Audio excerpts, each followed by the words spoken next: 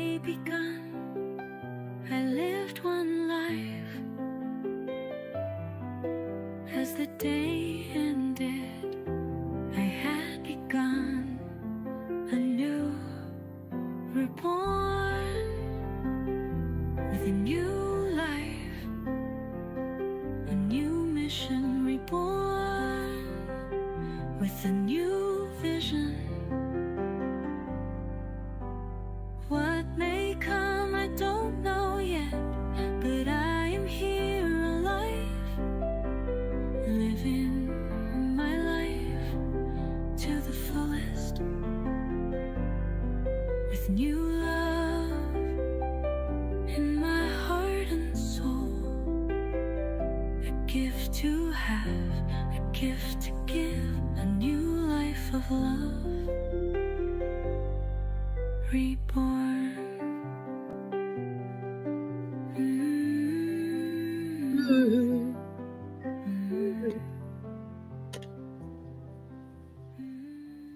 Hello, greetings and salutations on this beautiful Thursday. So what is the date? It is the 4th of September. It's amazing how quickly time flies, isn't it? It's one of those things that I personally can't believe that we're in the 9th month of this calendar year. And so welcome, welcome, welcome. For those of you that don't know me, my name is Teresa. This is my channel, Wounds to Wisdom. And we talk about a lot of things, mostly healing related, how we heal spiritually, physically, emotionally, personally, financially, communally, community, working through grief and traumas. And so take a deep breath and let it go. And especially today. So this past Tuesday, we talked about the 9th law of the universe, which is the law of relativity, right? And so you have to have pros and cons in order to see where you've been, where you're going. In today's world, one of the things that concerns me as a woman is how for decades, as a young woman in Boston, protesting for women's rights, living women's rights, trying to climb up the corporate ladder, looking to have my voice heard, not always very intelligently. I'm the first to admit that.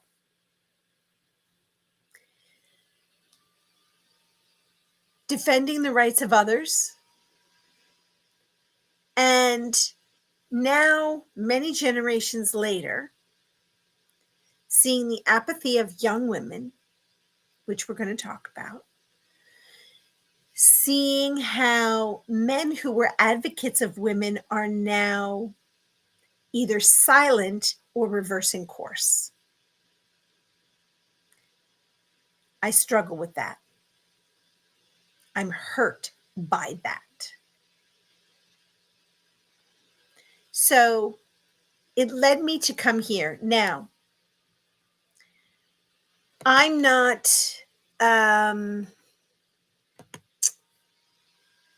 fluent. That's the word I was looking for. I'm not fluent in politics.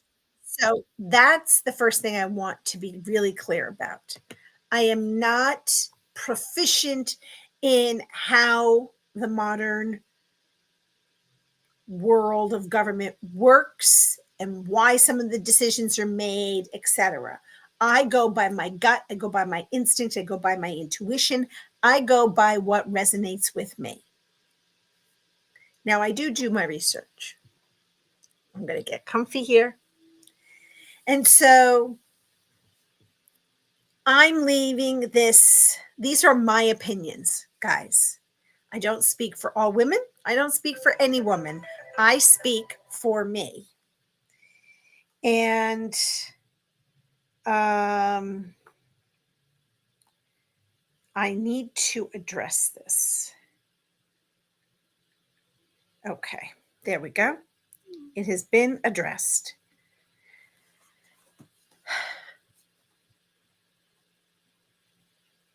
I'm disheartened by the fact that rights that I have struggled to obtain are being threatened or taken away. So I want to talk about it. I want to talk about it thoughtfully.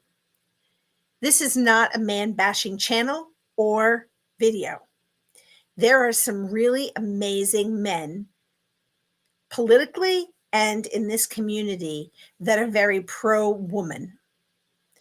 And so that is good afternoon, Karen Suki. Welcome, welcome. I'm just getting started. So, again, the opinions, the information, they're mine. I'm not here to represent all women of any kind. I'm just expressing a concern because very much like The Handmaid's Tale, and I read this book long before it was popular, long before there was a TV show. We don't want to become a silenced majority minority. And so I want to talk about the ways in which women today are being silenced, for lack of a better word. I have a lot of different research documents that I've been pulling together. So give me a second while I just grab some of these, because for me, I wanted to make sure that, what I see is threats that women face in today's political landscape. It's multi-layered and it's deeply concerning to me. And it's not just about individual safety, but it's for the integrity of the democratic participation itself. And that's why I mentioned earlier that I protested as a young college woman for women to have the right to choose. Look, I'm not telling you to have or not have an abortion. You get to choose to have an abortion or not have an abortion. In another episode, we're going to talk about religion and God, because your religion is personal to you. You focus in on your tenets that echo and resonate with you. You do not get to tell me what I should or shouldn't do. And this is powerful to me because I stood in lines being yelled at by other women. And so my expression is for love, for acceptance, for you get to have 30 children. If you want to give birth to kids out the wazoo, knock yourself out. You want to adopt 100 children? If you can feed them, clothe them, educate them, take care of them from a medical perspective, do it. Great. Awesome. As a young woman, I always knew I would never biologically have children. And there was a time where I really wanted to be a foster mom. That did not end up being my path. And I'm okay with that. I love being an honorary auntie and an auntie to some. And, the experience and exposure has been not what I anticipated in this particular lifetime. But one of the things that I see is the online abuse, which is rampant, especially targeting women. It's sexist, it's racist, and it's sexually violent. That terrifies me. Now, you can see me, I am a white woman. Some people do not call me that because of my ethnicity, my Italian background, and the fact that I'm Sicilian. I don't give a flying hoot. I have my friends that are African American, aka Black. What some of my friends have gone through is unacceptable.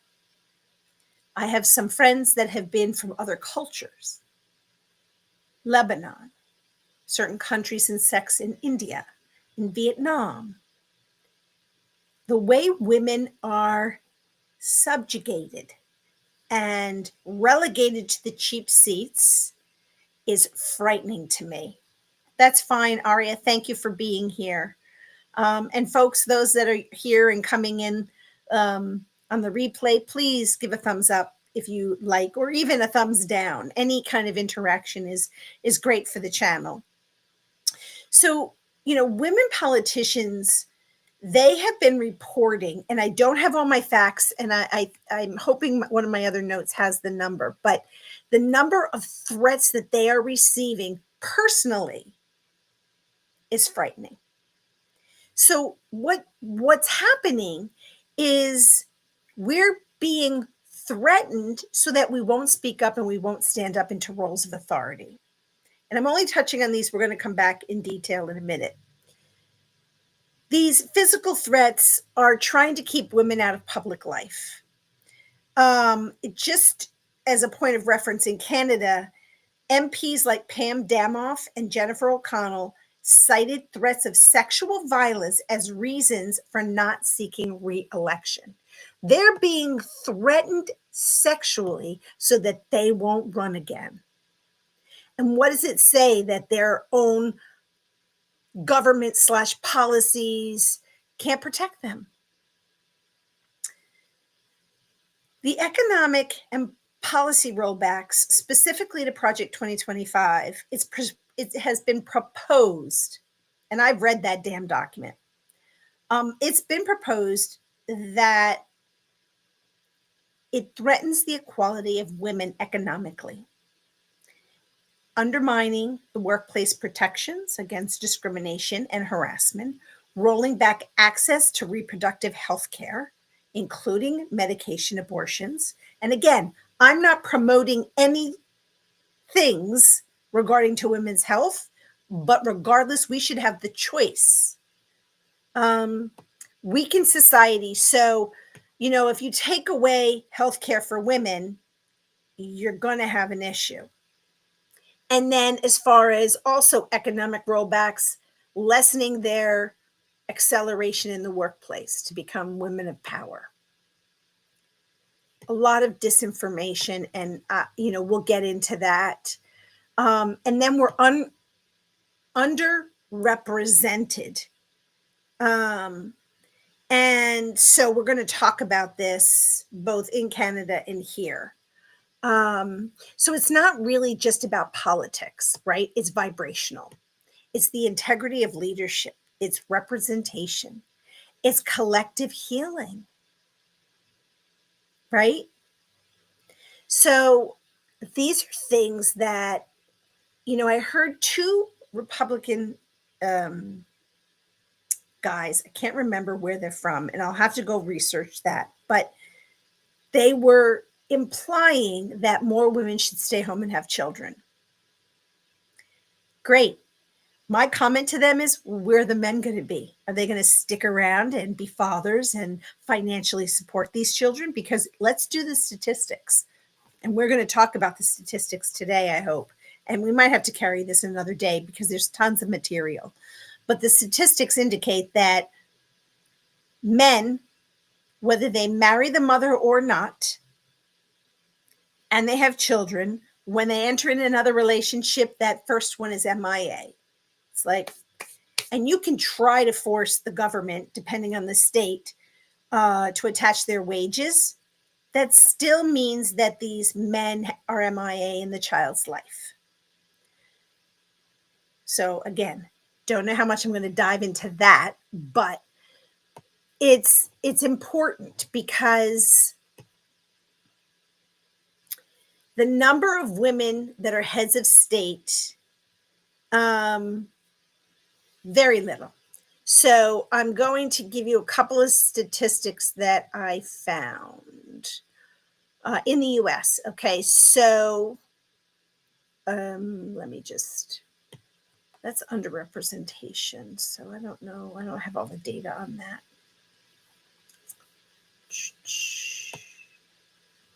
The economic inequality. All adult women in the United States 11.1% are in poverty. Black women, it's 16.6%. Latina women, it's 16.8%.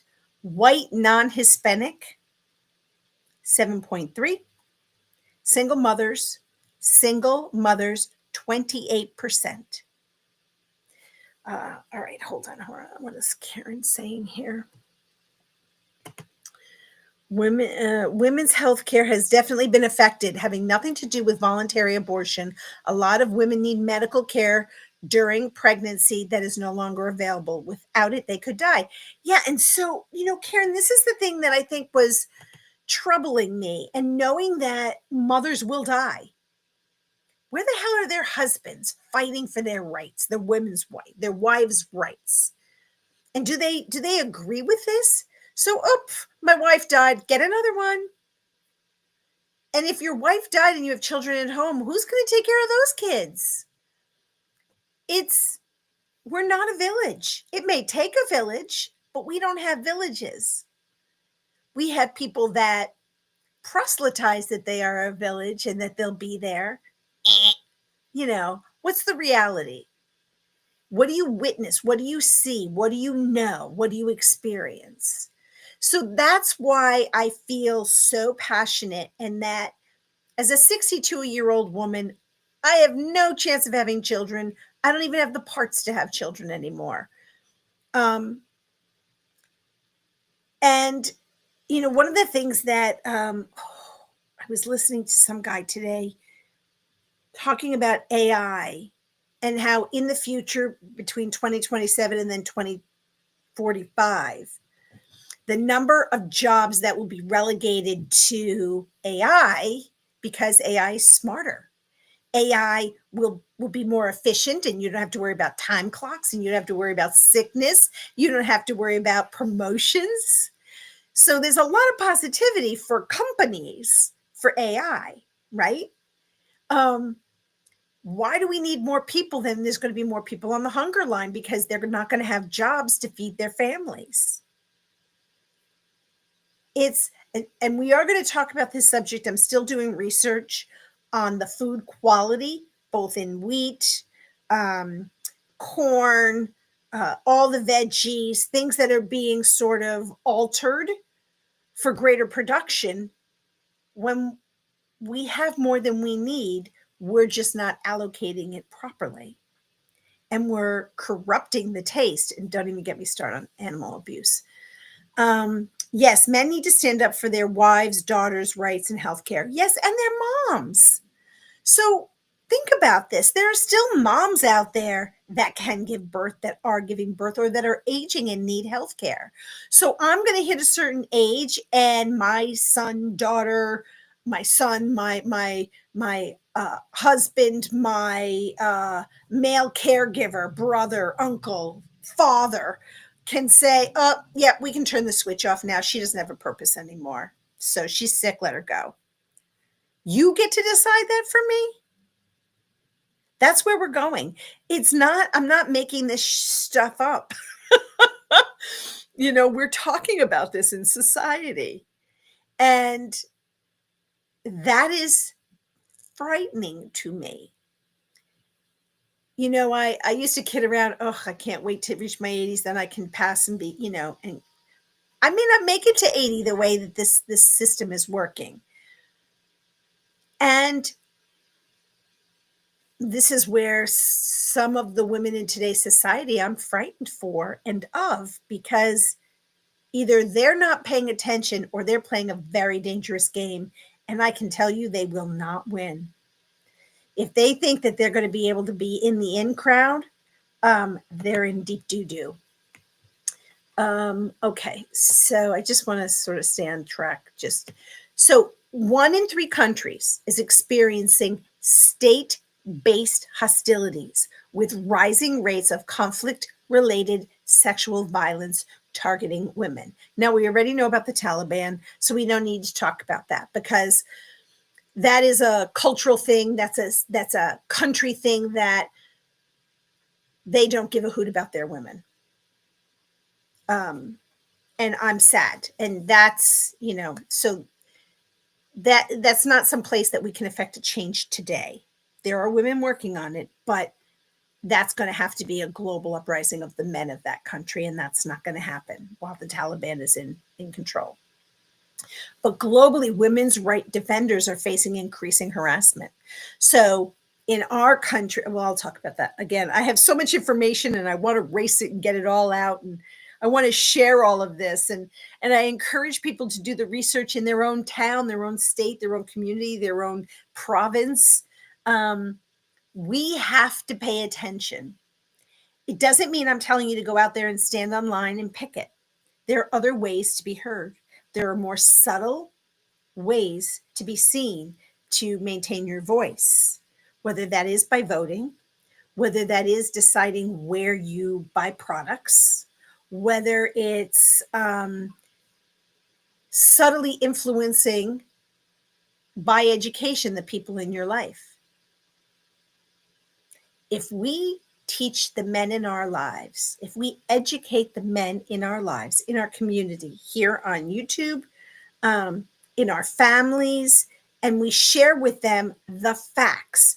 Take away your emotion. I have learned this in my life. It will never change. Men do not like, oh, you're taking away my rights. And they don't want that.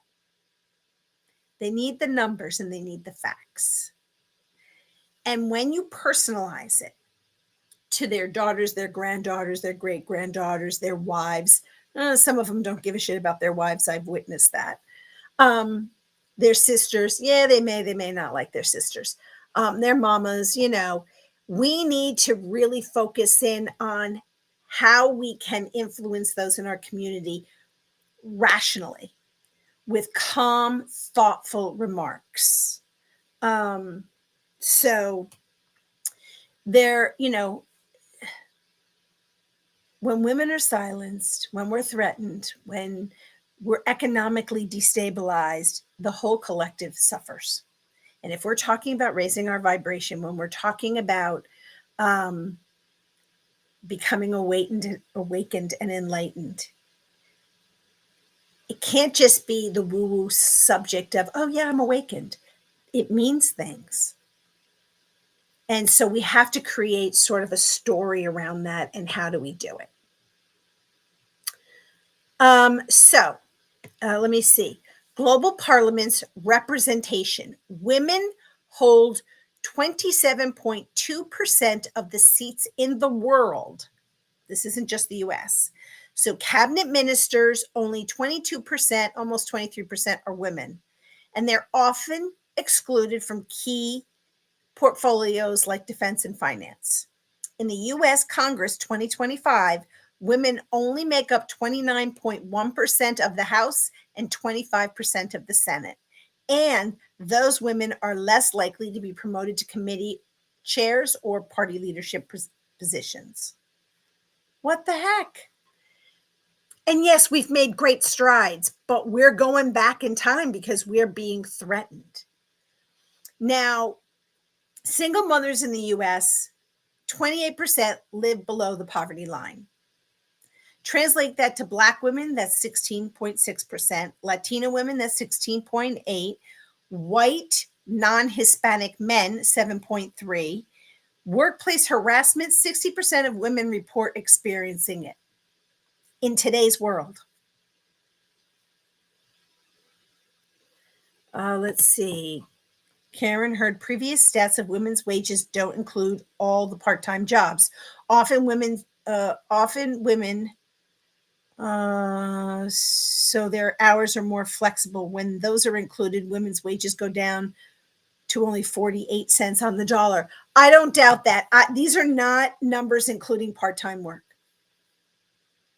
And more companies, when they say that they're doing like a job share, you're a part-timer. You're not a full-timer.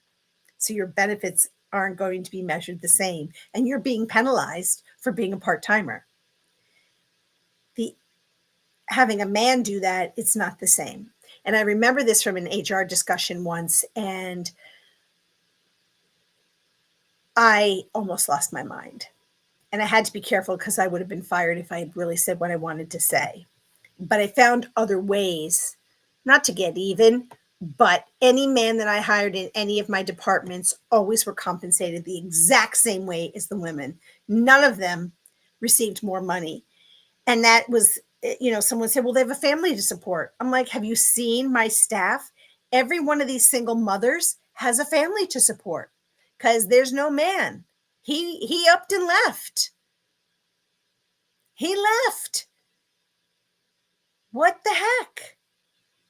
So you want me to give a man who has children to support more money? No. Nope. The only way you got more money is by merit. You had to achieve the goals. And when we think about, the threats, online abuse has just, women are 3 times more to get abuse than men. And when you think about global conflict zones, 1 in 3 countries report state-based hostilities targeting women. The psychological impact, that's 40% of women in politics consider quitting due to threats and harassment. And those women that if they did quit, and I have no judgment if they did, the first thing out of a man's mouth, see, she couldn't handle it. She couldn't handle it. There's an energetic imbalance. Suppression of women's voices disrupts the collective healing. It's a fact. I'm not making this shit up. The universal law of correspondence is political silence mirrors internalized disempowerment in communities. And the history of this, patterns of suppression repeat across centuries. The witch trials, the colonization, modern rollbacks of policies. So I don't know if anybody's going to find this interesting, but the women in the Congress by race and ethnicity, I put that in here. White women, non-Hispanic, the number of women, 94, and the percent in Congress is 62.3%. Black or African-American women, 29. The percent of women in Congress, 19. Latin, 19. And the percent of women in Congress that are Latin, 12.6. Asian American, 9. And that's only 6%. Native American, there's 1 woman. And Middle Eastern, there are 2.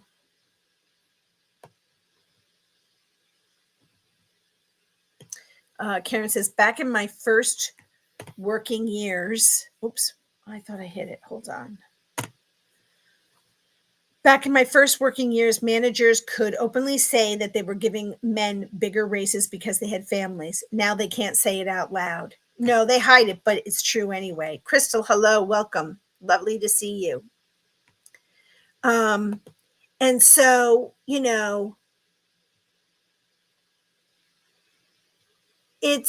it becomes anxiety producing. That's all I'm really saying. And when you think about women in other like education leadership, 33% of colleges and university presidents are women. Among the top 30 US institutions, according to Forbes, only 9 are led by women. In a historic shift, 6 of the 8 Ivy League schools were led by women. That's kind of cool, but when we talk about promotions, it becomes a little bit more frightening because it says, despite women making up over 50% of higher education students globally, they remain underrepresented in senior academic roles. In primary and secondary education, the share of female principals is often 20 percentage points lower than the share of female teachers. So it's really, and there are barriers, right? Because we have lack of mentors and role models. There is the work-life balance and pressure. There's institutional bias, and leadership roles often skew towards men in fields like engineering, economics, and political science. while women are represented in education, health sciences, and the humanities. Um, and look, the educational system, that's a whole different kind of conversation. And there are more and more people that are homeschooling. There are pros and cons to that. And I'm not the best to talk about it. I have my own opinions, though, but that's not for today. I do think the education system needs to be overhauled. And this is when I sound like my great grandmother or my grandmother. Back in the day, they taught sewing, cooking, homemaking, woodworking, things with the hands, the arts, music. The more we get away from that and make it inaccessible for those that don't have the benefits of a good public school, um, the greater danger that it's just going to become for the elites. And eventually, you could have AI create these beautiful arias and concerts and things in the world could change. You may not need all these people who have these dreams. It's a real fear. It's a real concern. And yes, women in theory can be replaced by test tubes to have babies. We're not, we're just incubators to some. What happens if that shifts to some other means of procreating? Then our value becomes even less. Right now, our value is as incubators. And that to me is frightening.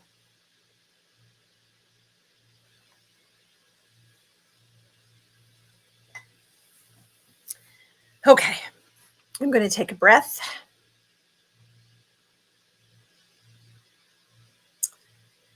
All right.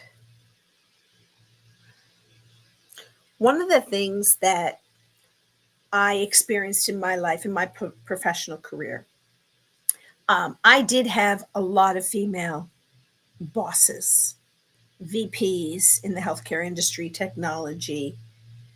Um, One of the things that they didn't do was mentor. And there was a lot of reasons for that. But part of it was if you became better, more eloquent, more presentable, they were afraid you'd take their job. I understand that because I know there's competition between men. There's competition between anyone who wants to ascend the throne. When I was in my career, I was not threatened by someone taking over because in my mind, well, maybe if I move up, someone else can move up. And I really did try to mentor some of the young women that worked for me.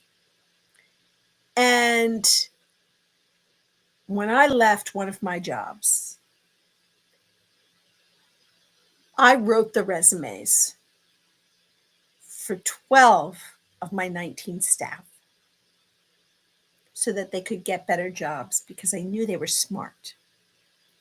I helped guide them to careers that I thought would suit them. Coding. This is again the healthcare industry and professional billing. Um, anyway, and there were some that were going to be really good managers. They just needed a little bit more grooming. And there's no real school on how to be a manager. There just isn't. You observe people around you that, oh, I like that style. I don't like that style.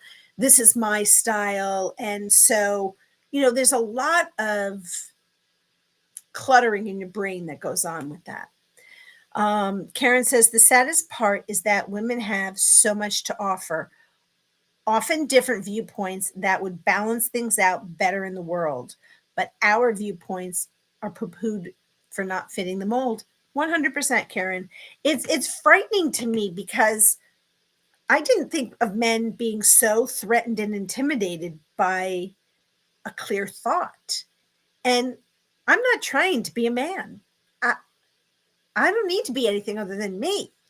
Why are you threatened by the fact that I think if you want to build this village, this might be a better opportunity or a better way of doing it or a different way of doing it than what you presented because you're thinking structurally and I'm thinking communally. Yeah, there's often only one seat at the table for women, and those women, and I've watched that, Karen. So one of my bosses I admired, and I used to watch her in a group of men, and she was very commanding, and I think it helped that she was kind of tall. So she was physically in the same space as men. She was damn smart, and she was from a technical perspective, so she really knew what she was talking about. But she always handled herself with dignity. So she would present the topic, or she was in communications with everybody in a group, and often she went last or second to last in the discussion because she let all the, bravado come forward.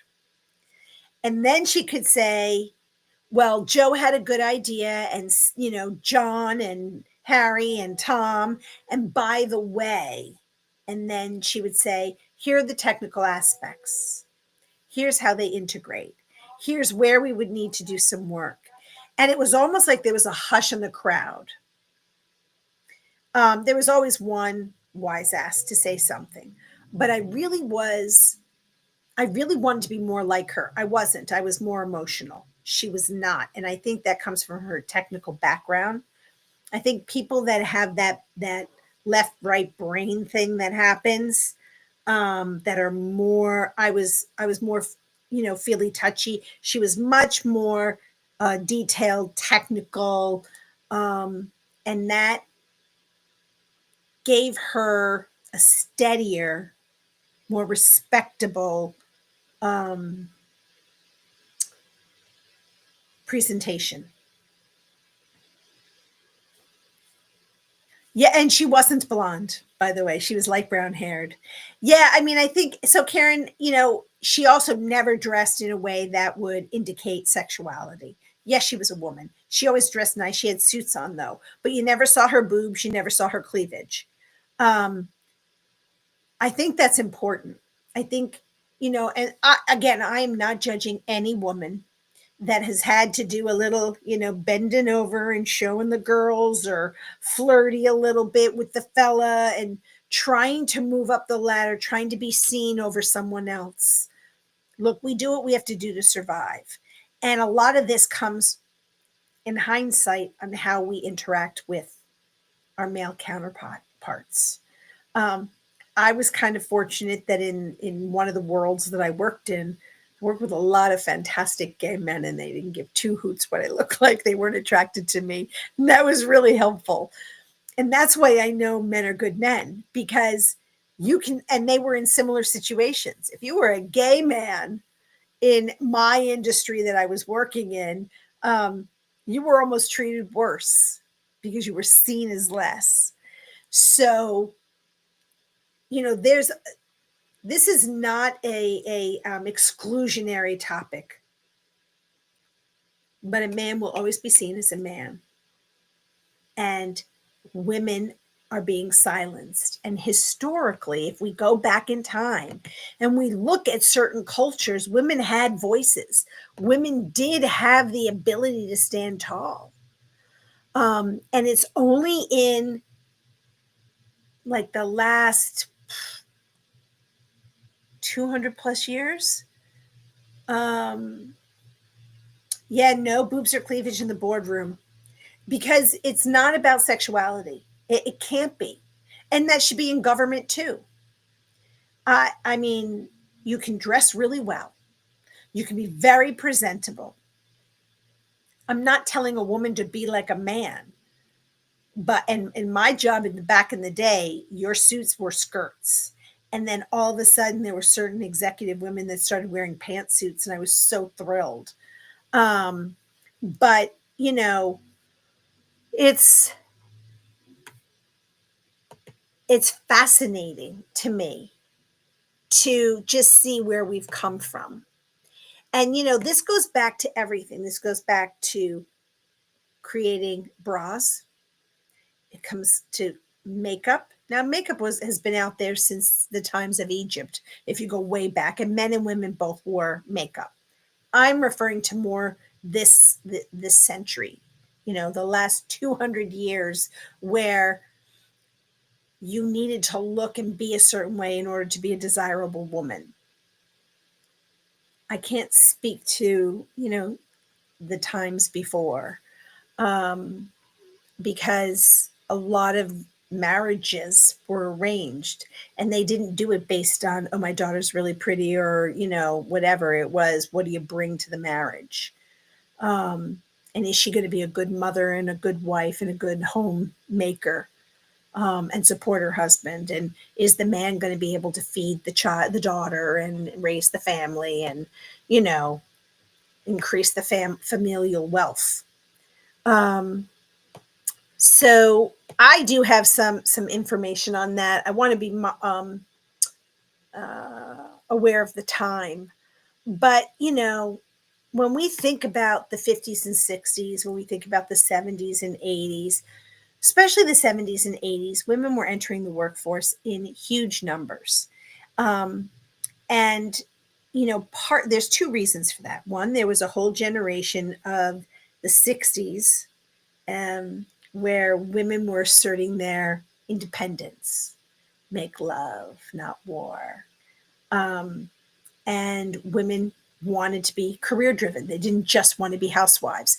And that the connotation that being a housewife had become negative, which is really sad, because I actually think that's one of the most important roles in the world, but it's not recognized as a job. Um, and then there were the number of men, because religion, um, in families, you didn't have as much community that way for whatever reason. Um, they got divorced. They weren't staying married just for staying married anymore. And that's when men sort of became MIA and started new families and left the one they had. Those women had no choice. They had to go and get jobs. And so that's sort of the essence of what was happening in the 70s and 80s. And when you think about the 90s and 2000s, women were really rocking their own power. There was controversy about that. Feminism, that's a whole different topic, because it's been mislabeled and misused, and that was intentional. If you were a feminist, you were a certain kind of woman. Being a feminist just meant, if I'm doing the same job as my male counterpart, I want to be paid. I want the benefits. I want to be able to climb up the ladder. And I don't want to have to worry about you grabbing my tush the whole time. That's really what feminists wanted to be seen. They wanted to be able to write books. They wanted to be able to write articles and be seen, rather than their male counterparts being threatened all the time. I think that's where some of the dismissiveness of our achievements came. And then you just had this whole generation of apathy. And that, for me, is something that is frightening. And that's the last, I'll end on that today, because I think we're not going to have as much time. So let me just, I want to find where I came from. I want to take a pause. Thank you for being here.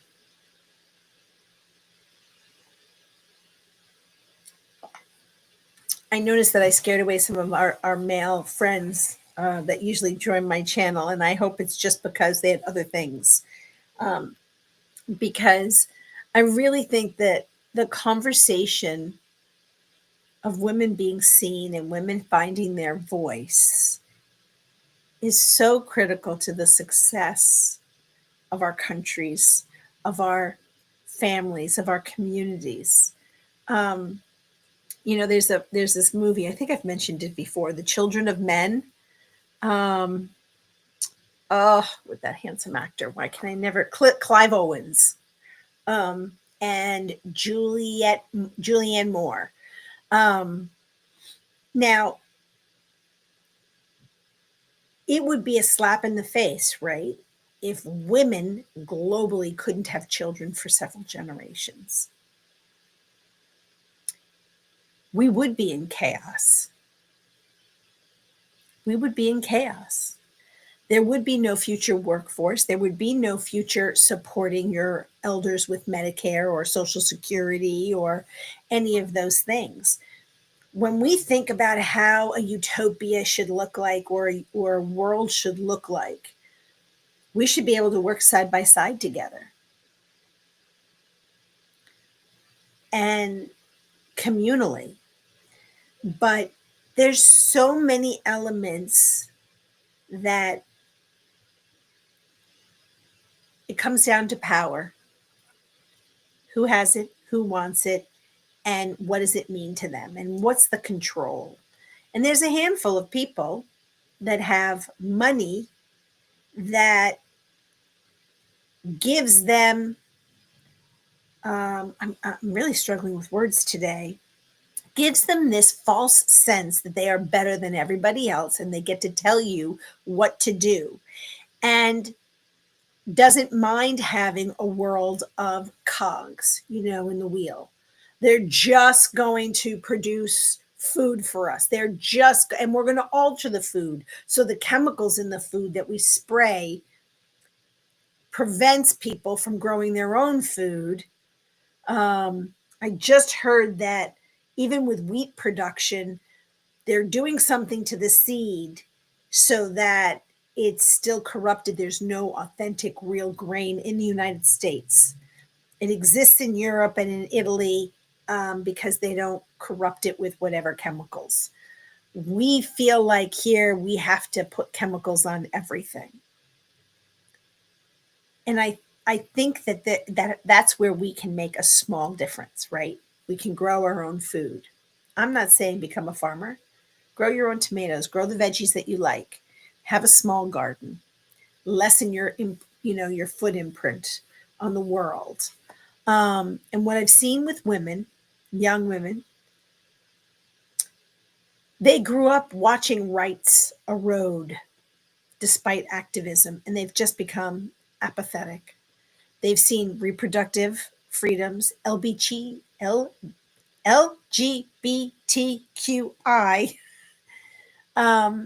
protections and racial justice all under siege. Nothing is safe. And when the systems feel rigged and unresponsive, disengagement happens. And college students will tell you that. They will say, well, my voice doesn't matter, so why bother? And if I had the opportunity to just shake somebody and say, it does matter, it will matter. You have to be the voice because, P.S., we elder women are going to be dead. We're not going to be able to fight for you, and we're not going to be able to show you how. Where are the Gloria Steinems in that generation? And that's what you need. You need those young women. I don't care if they're actresses, singers, politicians, anyone that's prevalent within a community that people can look up to. I don't care if it's Taylor Swift. To stand up and fight, to say, no, thank you. I'm not going that route. I think social media has flooded people with causes and crises and outrage that you just don't know. You have fatigue, you're tired, you don't know what to champion anymore. And there's so much misinformation.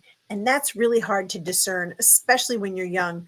I'm 62. I'm struggling to discern what's true and what's not true. And I don't want to go down that rabbit hole of, well, all politicians suck. Well, right now, out of 100% of politicians, I think 98% globally suck. They do not care about the people. They care about fighting for their position within their governments, within their communities, and they will walk all over you. And there are ways to alleviate that, but nobody wants to do it. And so, again, Western culture, we promote this self-branding, self-independence over community and solidarity.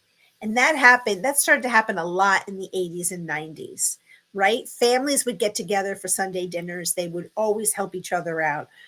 Then families, kids went to college and they went off this way and they went off that way. And it just slowly splintered.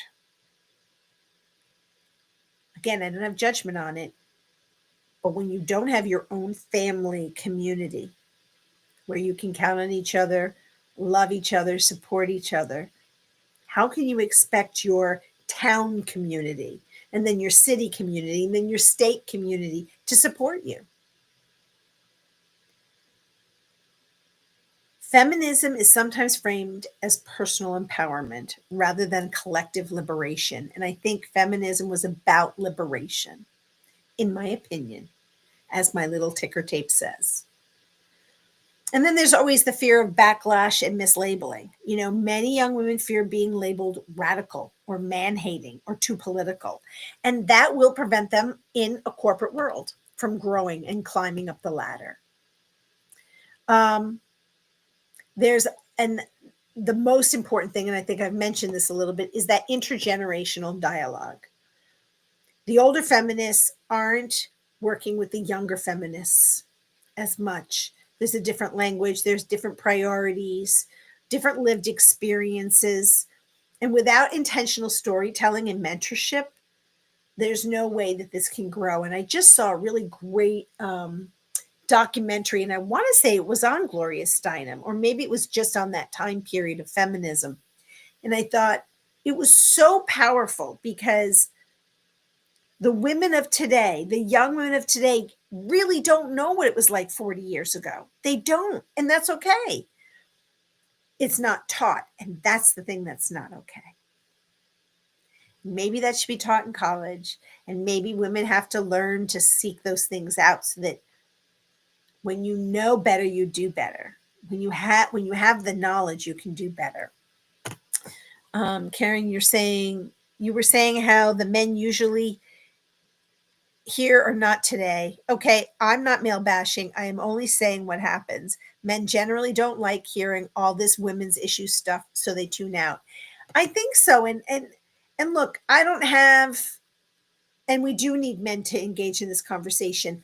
I really, I was kind of hoping that I would see our regulars, and maybe they'll catch us on the flip side, and or maybe they won't. I'm going to keep talking about it, Karen. I mean, some of the other gals I thought were going to be here today, I don't see in the channel. So, and that's okay too. I was having a conversation with a girlfriend of mine, and I'm like, I don't know how to make a difference. And this is the only way I can. If I don't say it and I'm just living with this sort of, it becomes bitterness. Like, where the frick are these people speaking out? Well, aren't I one of these people? I may not be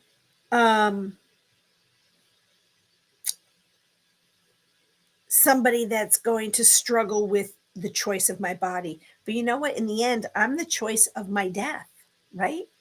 I should be able to choose how I die as well when the time comes. I should be able to choose what happens to me as a single woman without children, without parents. What do I want to have happen to me as I age?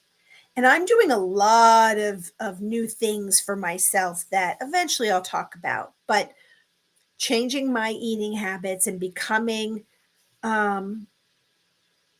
less meat oriented,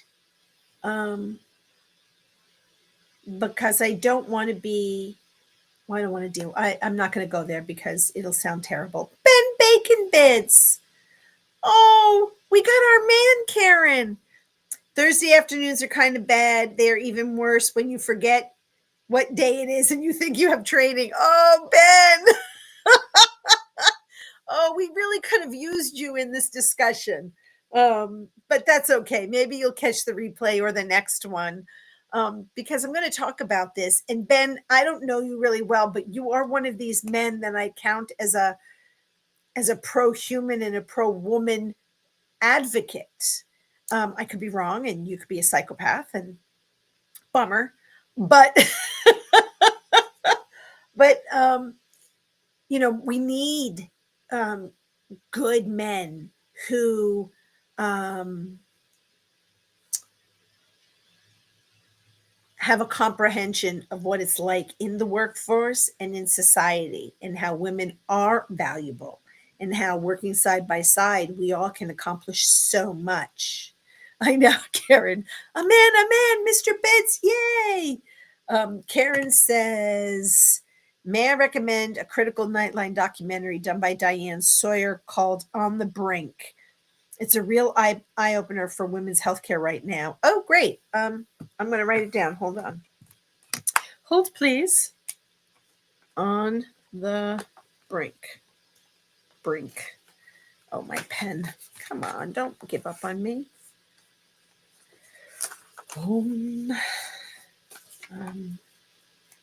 Just give me a minute. The pen's being on the brink. Diane Sawyer documentary. Okay, I'll look at it. And I did have a list of positive male representation. Where did I put that? I think that was in my other document, and we're pretty much up for time. But so reframing apathy, maybe for the young people calling for new reforms of activism, right? And I think that's where we as senior women or elder women, we can help encourage young women in a lot of ways. We can create safe spaces for them to speak their truth and help create a way for them, or a space for them, to advocate for themselves. And I think entrepreneurially, that's where women that are harassed in the workplace should be able to go out and create their own jobs. And I think entrepreneurship with women is something that I'm not in a financial place, unless I won the 1.4 billion lottery last night, which I'm going to go out on a limb and say I don't know if anyone won the Powerball, but if I did, that would be one of the things that I would love to do, is help women, because most of us don't need a lot of money. We want a home. We want to be able to take care of our family. We want to be able to maybe buy a few pretty things. But if corporations are going to AI and outsource, if you will, those jobs, then we sure as heck have to come up with another solution to feed our families and ourselves. And then an invitation for elders like us is to share stories and rituals and frameworks that they can relate to. And that's something that I'm working on, as a matter of fact, with some women in my community outside of YouTube that are smarter than me on these topics. And, I really want to be able to echo the power of positivity. We said this before, and I'm going to say it again. This isn't about male bashing, right? It's not about putting men down. It's not about keeping you guys in the closet. Impact X, Nightline documentary. Okay. The documentary I recommended above. Oh, hold on. Let me hide this message. Karen Suki, it would be really great if a man would watch this documentary. Mr. Vince. I bet the documentary is probably out there on YouTube these days. Most everything's on YouTube. So, Hulu. There's time. I won't hang up on you. Go ahead, take a look, Karen. And look, for those of you that are here, please like this video. Help me get the word out. As well as anyone on the replay crew. It's really important. I do want to grow my channel. I want people to hear this. And I think for those of us, this isn't the last that we're going to be talking about this. I'd like to create a panel of women, and eventually men and women, and do some pre-work so that what we're saying, we can reach out to that younger generation. that it's a one topic kind of video. So that way we're not inundating people with a plethora of information that goes in one ear and out the other. I mean, I know me personally, uh, I can only handle so much. So, yeah, I don't have Netflix either. So this is it, Ben, right? I mean, we used to have cable and you could get everything you needed and you paid a fee. Now you have cable, but then you have to buy Netflix, you have to buy Hulu, you have to buy Paramount, you have to buy Prime, you have to buy blah, blah, blah, blah, blah, blah. I'm like, you know what? You're killing me here, people. You're killing me financially. You're killing me. So I wait for the free invitations for any of those channels, and I have a list of things. And when I'm ready, I'll go and watch all of them, and then I, make sure I don't subscribe. This is ridiculous. They're creating a world now. My brother, I think, told me about Roku, and he said you can get a lot of stuff on that. There are other options. I don't have the capacity mentally right now to um, look at other options. Same thing with cell phones. So I need a new carrier. I need somebody I can afford. I'm paying way too much money for no reason. Anyway, so, um, you know, I loved this topic. Aria, I know you were in the background. Karen, thank you so much for engaging on this topic with me throughout this hour. It's really important to me personally. I think generationally, if we can find a way to, create like an elevator pitch for these young women that we encounter that are disillusioned. I think they have to vote.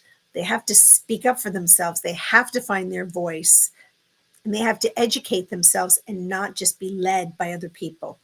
Um, that is why I said to write down Nightline X impact, because it's hard to get it to come up in a search. All right, I'm going to write this down then. Nightline. Oops. Where's my other pen? Because this one is not cooperating.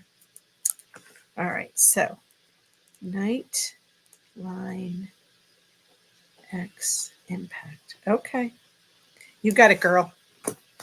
So, as always, everybody, thank you for being here. I truly appreciate it.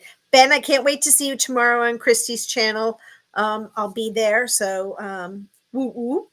I do have a meeting, so hopefully it won't conflict at that time. I can't remember what time you guys are going live. I think it's like 1:30, but I could be wrong. But look forward to that. Anyway, guys, as always, I send you with love, with light, with healing, with compassion, with community, sprinkled with laughter, love, and giggles. Until next time, you guys, I feel so blessed that you're here. And until we meet next Tuesday. I'm like an ice skater dancing out for the first time on the form solid ice. No more fears, no sorrows, because I love the coming tomorrows. This life has barely begun, but now I know what I want to do. I know what I want to be, reborn. Finally feeling I am fulfilling my destiny, with a heart filled of gratefulness, happiness, joy, overflowing of kindness and love. Oh, so much love. I feel like love is the supportive pillar in my soul, and it only grows each day. I'm reborn in love.